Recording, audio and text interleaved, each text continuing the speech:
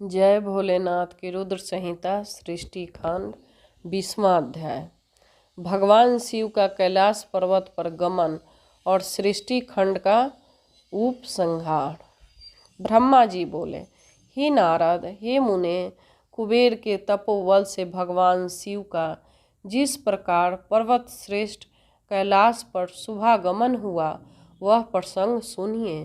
कुबेर को वर देने वाला विशेश्वर शिव जब उन्हें निधिपति होने का वर देकर अपने उत्तम स्थान को चले गए तब उन्होंने मन ही मन इस प्रकार विचार किया। ब्रह्मा जी के ललाट से जिनका प्रादुर्भाव हुआ है तथा जो प्रलय का कार्य संभालते हैं वे रुद्र मेरे पूर्ण स्वरूप हैं, अतः उन्हीं के रूप में मैं गुहा में निवास स्थान कैलाश पर्वत पर जाऊंगा। रुद्र मेरे हृदय से ही प्रकट हुए हैं, वे पूर्ण अवतार हैं, निष्कल निरंजन ब्रह्म हैं और मुझ में अभिन्न हैं। हरि ब्रह्मा आदि देव उनकी सेवा किया करते हैं। उन्हीं के रूप में मैं कुबेर का मित्र बनकर उसी पर्वत पर विलासपूर्वक रहूँगा और महान तपस्या करूँगा। शिव की इच्छा का चिंतन करके उन रुद्रदेव ने कैलाश जाने के लिए उत्सुक हो उत्तम गति देने वाले नाद स्वरूप अपने डमरू को बजाया। उसकी उत्साहवर्धक ध्वनि तीनों लोकों में व्याप्त हो गई।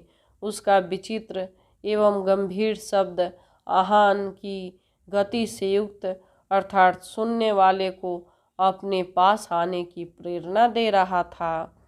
उस ध्वनि को सुनकर ब्रह्मा, विष्णु आदि सब देवता, ऋषि, मूर्तिमान, आगम, निगम तथा सिद्धि वहां आ पहुँचे।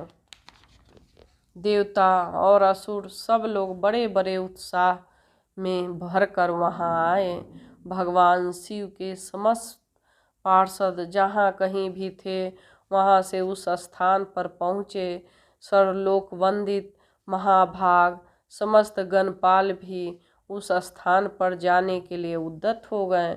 उनकी मैं संख्या बता रहा हूँ, सावधान होकर सुनिए।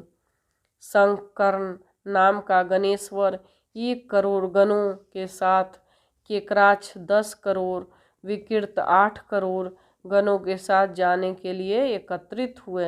विशाल 64 करोड़ गणों के साथ, परियात्रक 9 करोड़ गणों के साथ, सर्वांतक 6 करोड़ गणों के साथ, श्रीमान दुर्धन 8 करोड़ गणों के साथ वहां से चलने के लिए तैयार हो गए।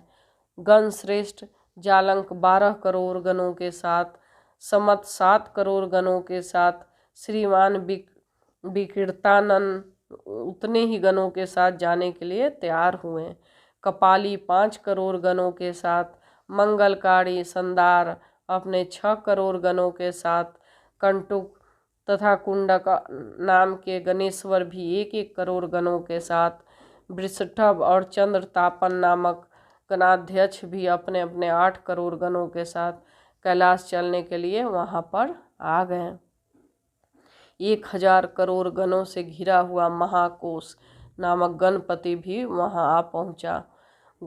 कुंडी बाहर 12 करोड़ गणों के साथ वहां श्रीमान पर्वत काल कालक महाकाल नाम के गणेश्वर 100 करोड़ गणों के साथ वहां पहुंचे।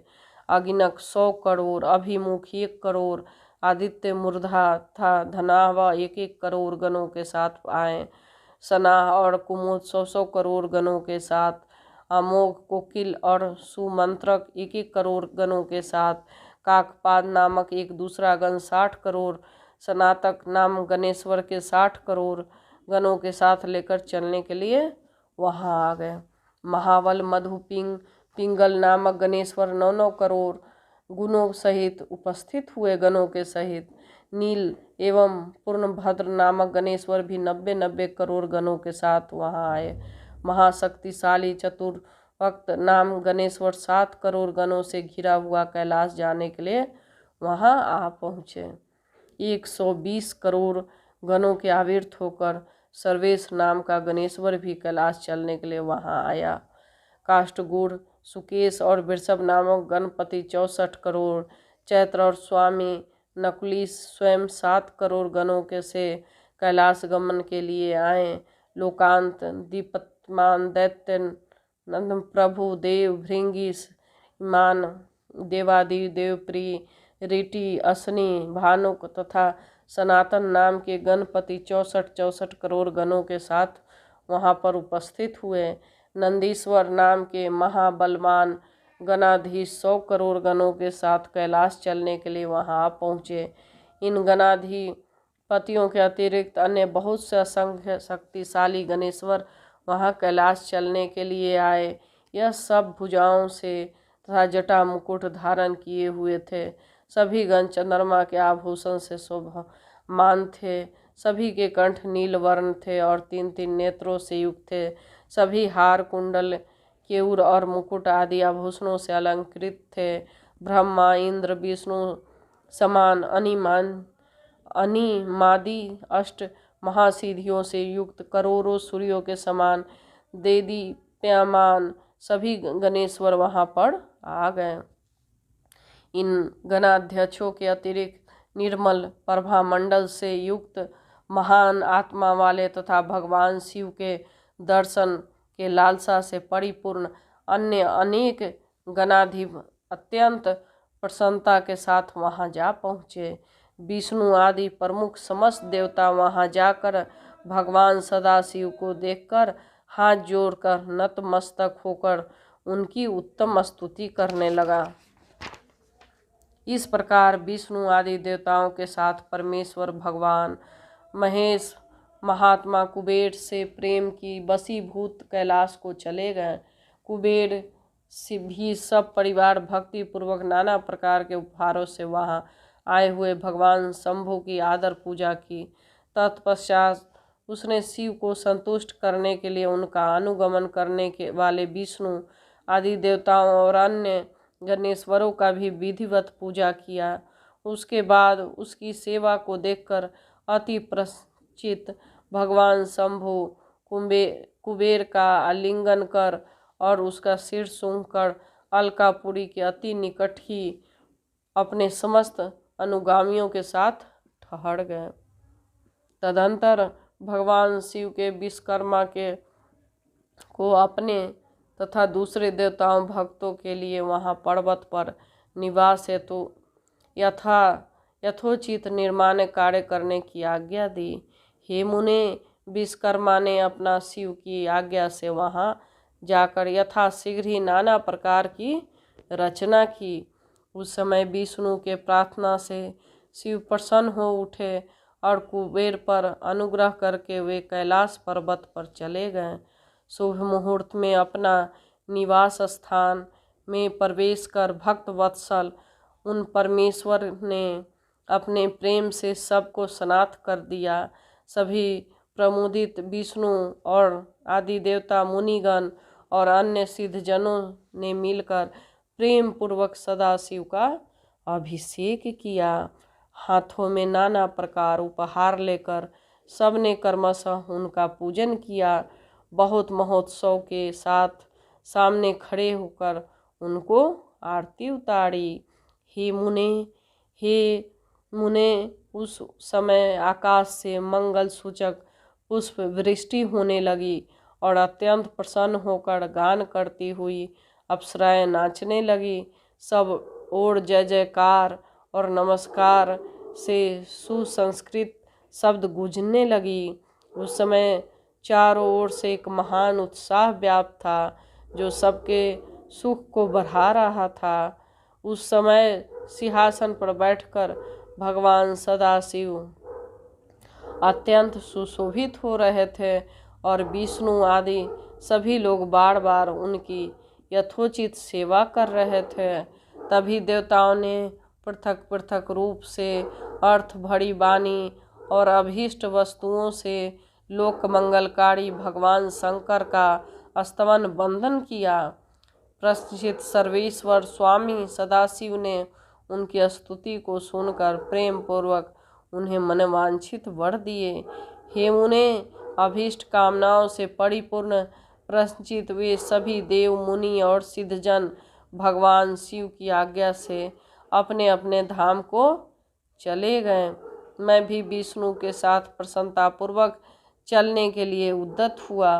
जब श्री विष्णु के मुझ पर आसन पर बैठाकर परमेश्वर शंभु बड़े प्रेम से बहुत समझाकर अनुग्रह करके कहने लगे।